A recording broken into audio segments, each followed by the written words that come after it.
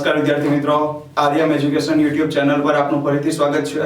ધોરણ 12 કોમર્સ વિષય આંકડાશાસ્ત્રમાં આપણે ચેપ્ટર નંબર 3 ભાગ 2 નું પ્રામાણ્ય વિતરણ જોઈ રહ્યા હતા અને પ્રામાણ્ય વિતરણમાં આપણે છેલ્લે સેક્શન F ના છઠ્ઠા દાખલા સુધી પૂરું કર્યું। તો દાખલા નંબર 7 માં ધ્યાન આપો તો આપણે જોઈએ તો દાખલા નંબર 7 જે આપણને પેજ નંબર 138 પર 139 પર આપેલો છે। એ દાખલા નંબર 7 માં શું આપ્યું છે એના વિશે વાત કરીએ તો આપણને આપ્યું છે એક તો સંભાવના ઘટત્વ વિધેય આપ્યું છે। fx બરાબર શું આપ્યું છે તો fx બરાબર 1 ના છેદમાં વર્ગમૂળમાં 5000 પાઈ e ની માઈનસ 1 ના છેદમાં 5000 ગુણ્યા x માઈનસ 75 આખાનો સ્ક્વેર।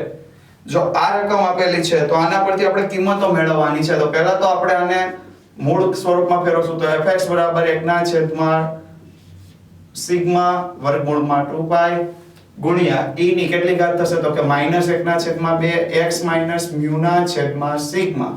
તો જો હવે આને આ સ્વરૂપમાં લઈ જાય તો fx બરાબર શું થશે તો આપણે અહીંયા 2 રાખવાના છે। તો 2 ગુણ્યા કેટલા કરીએ તો 5000 થાય। તો કે 2 ગુણ્યા આપણે કેટલા લેવાના થશે તો કે 2500 લઈએ ને તો 5000 થઈ જશે, બરાબર। એટલે 2500 બહાર આવશે તો કેટલા થઈ જશે તો કે 50।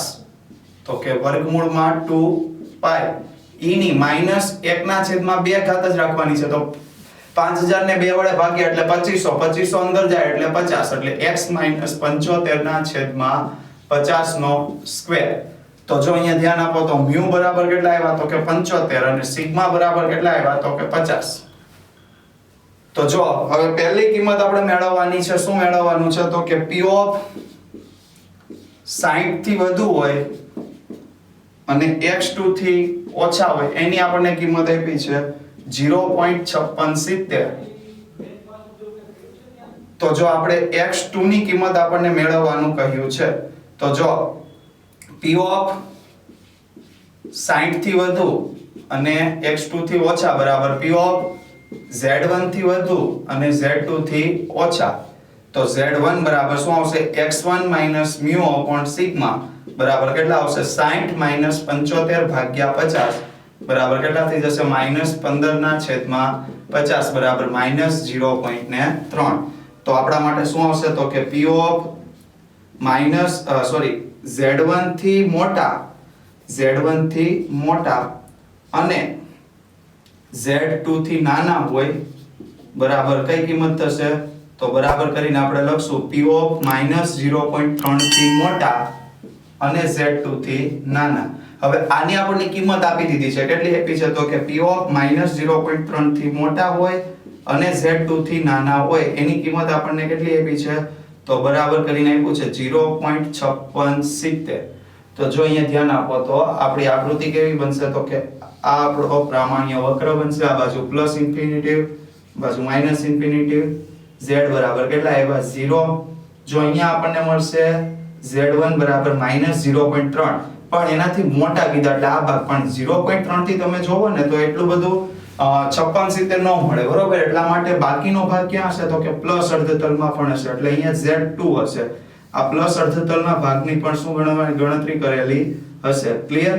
ત્યારબાદ આગળ આપણે વાત કરીએ તો હવે શું આવશે તો જો અહીંયા ધ્યાન આપો તો p ઓફ -0.3 થી મોટા હોય z અને z2 થી નાના હોય એની કિંમત કેટલી થશે તો કે -0.3 થી z મોટા 0 થી નાના વત્તા p ઓફ 0 થી મોટા અને z2 થી નાના।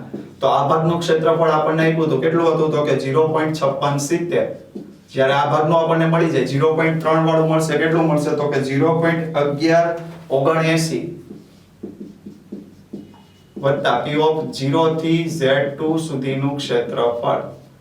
તો 1179 આપણે માઈનસ કરી દઈએ તો 0 થી z2 સુધીનું ક્ષેત્રફળ કેટલું આવશે તો કે 0.5670 માઈનસ 0.1179।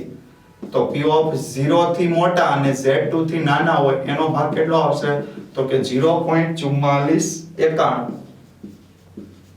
હવે z કોષ્ટકમાં ઉલટી રીતે કિંમત આપણે મેળવવાની છે। z કોષ્ટકમાં ઉલટી રીતે કિંમત મેળવતા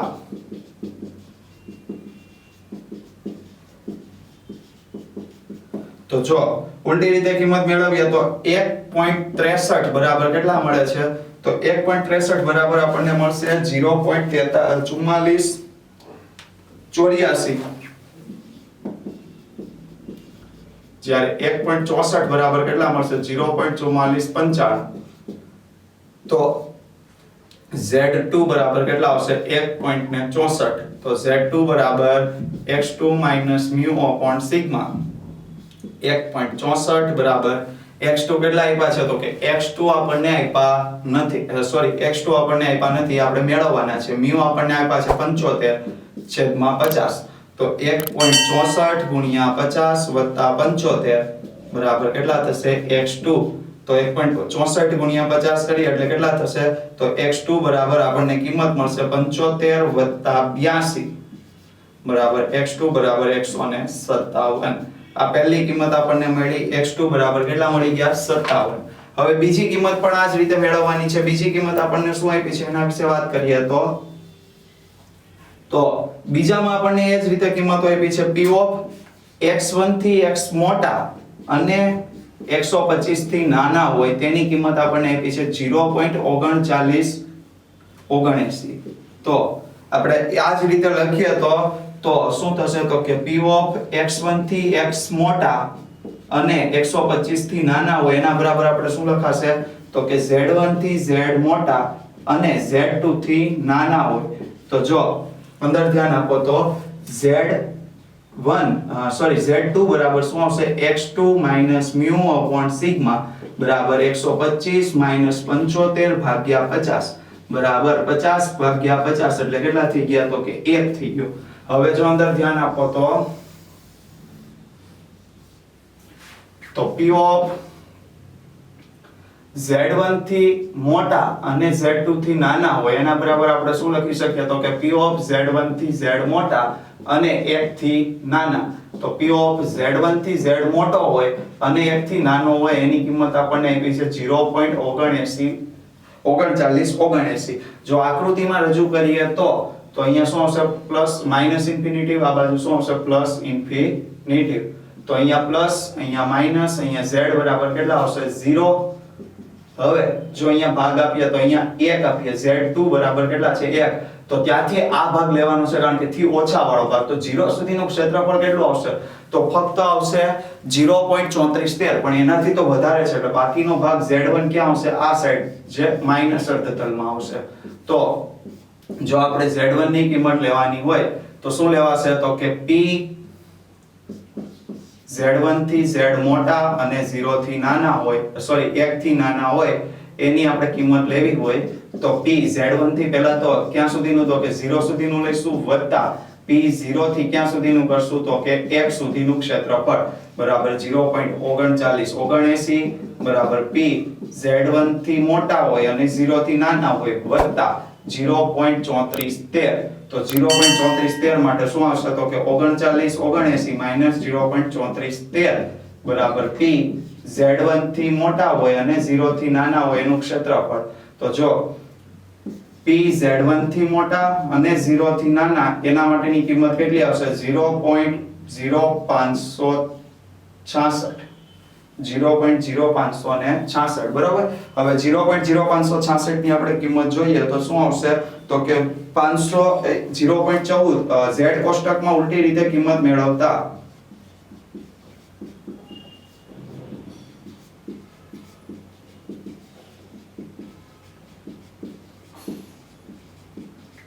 તો શું આવશે?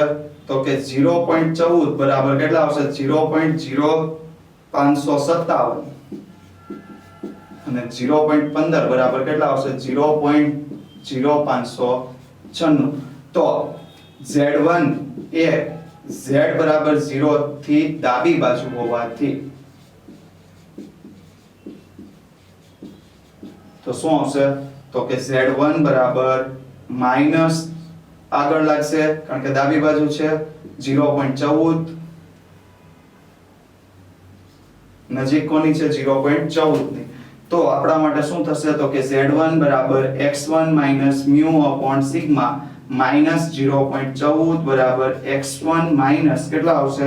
તો કે x1 માઈનસ 75/50 તો આપણા માટે કિંમત કઈ થશે તો કે આપણા માટે કિંમત થશે -0.14 ગુણ્યા 50 વત્તા 75 બરાબર x1 તો x1 બરાબર 75 માઈનસ 7 તો x1 બરાબર કેટલા થઈ જશે 68 x1 બરાબર આપણને કેટલા મળશે 68 એટલે આપણને 157 મળ્યા 68 મળ્યા હવે આપણે ત્રીજી કિંમત જે મેળવવાની છે એના વિશે વાત કરીએ તો ત્રીજો આપણને શું આપ્યું છે તો કે p કૌંસમાં માનાંકમાં x 50 લેસ ધેન શું આપ્યું છે 10 તો આ a બરાબર કેટલા આવશે 50 અને ડેલ્ટા બરાબર કેટલા ગણાશે 10 આ લક્ષનો દાખલો છે આગળના ચેપ્ટરમાં તમે જોઈશો લક્ષ કઈ રીતે મેળવે છે એના આધારે તો p ઓફ કઈ રીતે આવશે તો કે p of a minus delta less than x less than a plus delta આની કિંમત આપણે મેળવવાની થશે તો p of 50 minus 10 less than x less than 50 plus 10 બરાબર કેટલા થશે એ આપણે મેળવવાનું છે તો p ઓફ 40 થી મોટા અને 60 થી નાના આ કિંમતો આપણે શું કરવાની થશે મેળવવાની થશે 40 થી મોટા હોય અને 60 થી નાના હોય તો p ઓફ 40 થી મોટા અને 60 થી નાના હોય એ બરાબર શું આવશે તો કે p ઓફ z1 થી મોટા અને z2 થી નાના તો x z1 બરાબર શું થશે તો કે z1 બરાબર x1 μ upon sigma બરાબર 40 75 ભાગ્યા 50 બરાબર 35 ના -35 ના છેદમાં 50 -35 ના છેદમાં -35 ના છેદમાં 50 તો z1 બરાબર -0.7 ત્યાર પછી z2 ની વાત કરીએ તો x2 μ upon sigma બરાબર શું આવશે તો કે 60 75 છેદમાં 50 બરાબર -15 ના છેદમાં 50 બરાબર z2 બરાબર કેટલા આવશે તો કે -0.3 જો આ બે કિંમતો આપણે મેળવી લીધી હવે આપણે આને આકૃતિમાં રજૂ કરતા પહેલા લખીએ તો z1 થી મોટા હોય અને z2 થી નાના હોય બરાબર શું આવશે તો કે -0.7 થી મોટા હોય અને -0.3 થી નાના હોય તો આ કિંમતોને આપણે લખીએ તો